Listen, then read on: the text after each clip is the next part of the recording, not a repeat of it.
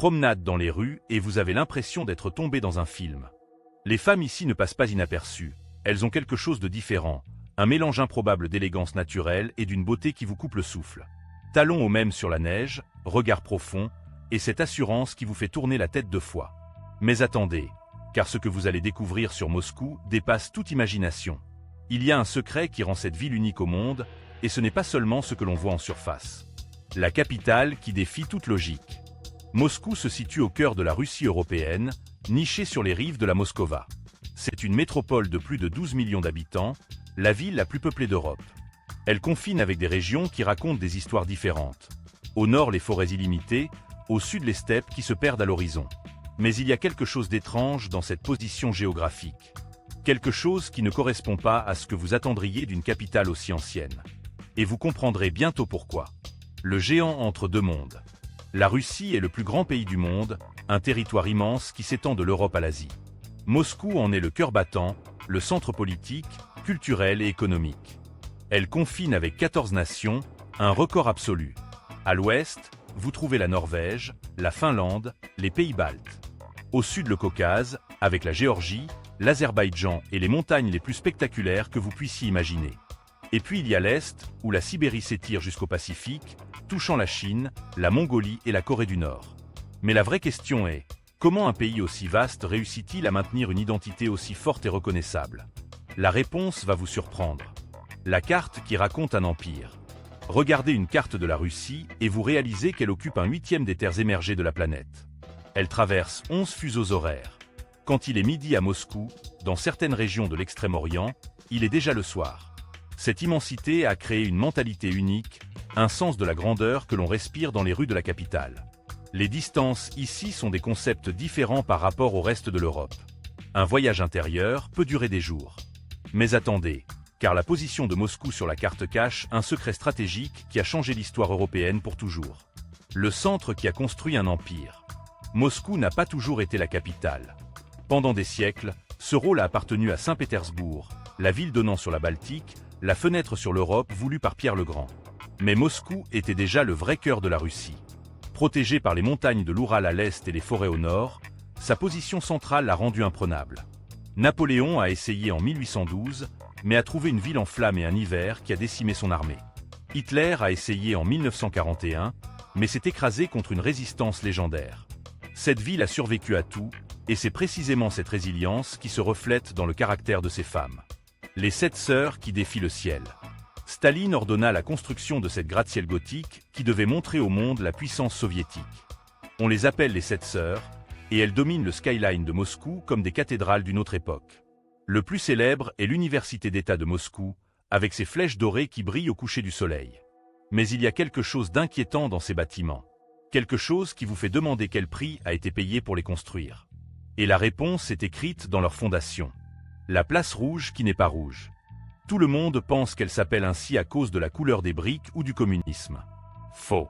En russe ancien, le mot « krasneïa » signifiait « belle » avant de signifier « rouge ». C'est donc la place Belle, pas la place Rouge. Ici donne le Kremlin, avec ses murs imposants, la cathédrale Saint-Basile avec ses dômes colorés qui semblent sortis d'un conte de fées, et le mausolée de Lénine. C'est le cœur symbolique de la Russie, le lieu où l'histoire a changé de direction plusieurs fois. Mais il y a un détail qui échappe aux touristes, un particulier architectural qui révèle le véritable but de cette place. Le métro le plus beau du monde. Descendez dans les stations du métro de Moscou et vous oubliez que vous êtes sous terre. Lustres de cristal, mosaiques dorées, marbres précieux, statues de bronze. Chaque station est un palais. La station Komsomolskaya ressemble à la salle d'un musée impérial. Mayakovskaya a remporté des prix internationaux pour son design art déco. Staline voulait que même les travailleurs communs puissent marcher à travers la beauté chaque jour. Mais le métro cache aussi un autre objectif, un objectif militaire que peu connaissent et qui rend ces stations encore plus impressionnantes. Les femmes qui redéfinissent la beauté. Et nous voici au point.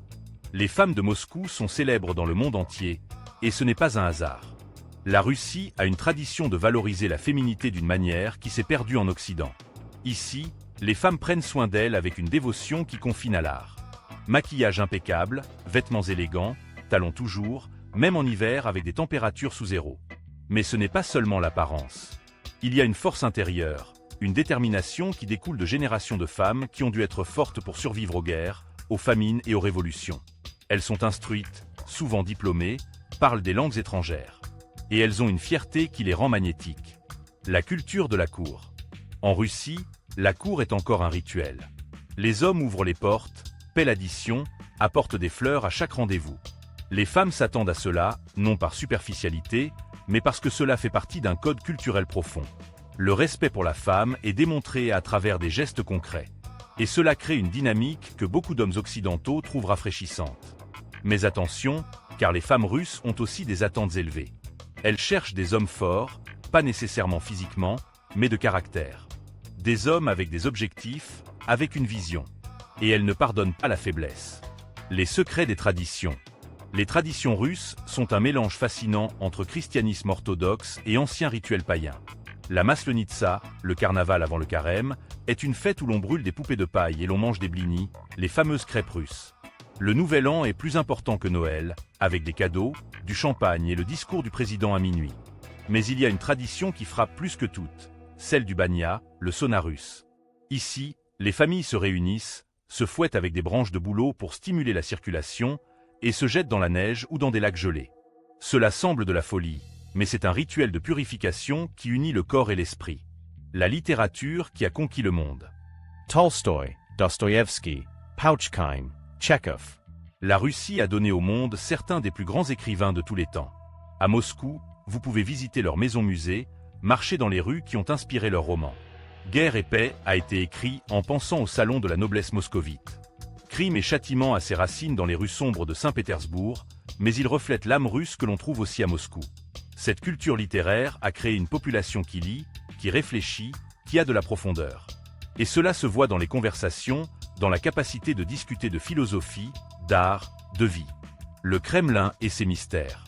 Le Kremlin n'est pas un bâtiment, c'est une citadelle fortifiée avec des palais, des cathédrales, des tours. C'est là que bat le cœur du pouvoir russe depuis des siècles. Les murs sont longs de plus de 2 km, hauts jusqu'à 19 mètres. À l'intérieur, il y a des trésors incroyables. La cloche tsarine, la plus grande jamais construite, qui n'a jamais sonné car elle s'est fissurée lors d'un incendie. Le canon tsar, tellement grand qu'il n'a jamais été tiré. Mais la chose la plus fascinante sont les tunnels secrets qui, dit-on, relient le Kremlin à d'autres points stratégiques de la ville. Personne ne sait exactement où ils mènent, et cela alimente légendes et théories. La cuisine qui réchauffe l'âme. La cuisine russe est pensée pour survivre aux hivers les plus rigoureux. Le borscht, la soupe de betterave qui vous réchauffe jusqu'aux os. Les pelmeni, les raviolis farcis qui sont une institution. Les blinis avec du caviar ou de la crème aigre. Le pain noir, dense et nourrissant. Et puis la vodka, évidemment, qui ici n'est pas seulement un drink mais un symbole culturel. On la boit froide, d'un coup, suivie d'une bouchée de cornichons marinés.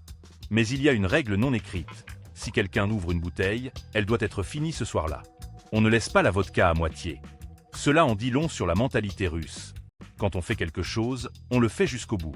La ville qui semble trop parfaite pour être réelle. Et nous voici au cœur de la question. Vous vous promenez dans Moscou et il vous semble que tout est orchestré. Trop beau, trop propre, trop organisé pour une métropole de cette dimension. Les femmes ressemblent à des mannequins, les bâtiments sont monumentaux, même le métro est une œuvre d'art. Mais la vérité est que Moscou est une ville de contrastes extrêmes. À côté des gratte-ciel de luxe, vous trouvez des quartiers ouvriers. Derrière les façades restaurées, il y a des cours intérieures délabrées. C'est cette tension entre l'apparence et la réalité qui rend la ville si fascinante. Elle est parfaite parce qu'elle veut l'être, parce que la fierté russe impose de montrer toujours le meilleur côté. Mais en dessous, il y a une complexité, une stratification historique et sociale qui demande du temps pour être comprise. Le théâtre bolchoï est l'âme artistique. Le ballet russe est légendaire. Le théâtre bolchoï et le temple de cet article ici ont dansé les plus grands danseurs de l'histoire. Casse-Noisette, le lac des Cygnes, sont nés ici. Le bâtiment lui-même est majestueux, avec sa façade néoclassique et la quadrige de bronze qui le surmonte. Mais ce qui frappe, c'est la dévotion absolue des artistes. Les danseurs s'entraînent depuis l'enfance avec une discipline féroce. Perfection technique absolue, mais aussi expression émotionnelle profonde.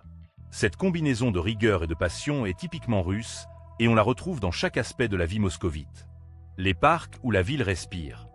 Gorky Park n'est pas seulement le titre d'un film. C'est un énorme poumon vert dans le centre de Moscou où les gens vont se promener, faire du sport, se détendre.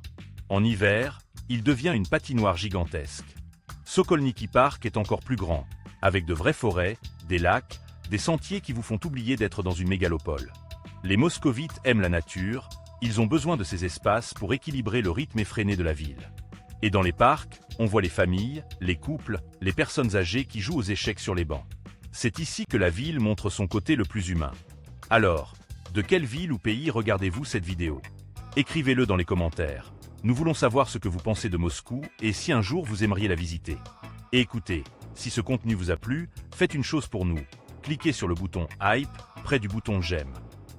C'est complètement gratuit et cela nous aide énormément à faire grandir la chaîne. Sérieusement, nous vous remercions de tout cœur pour ce geste. Et ne vous arrêtez pas là. Cliquez sur l'une des vidéos recommandées que vous voyez à l'écran maintenant pour découvrir d'autres curiosités incroyables sur des destinations inattendues. On se voit dans la prochaine vidéo.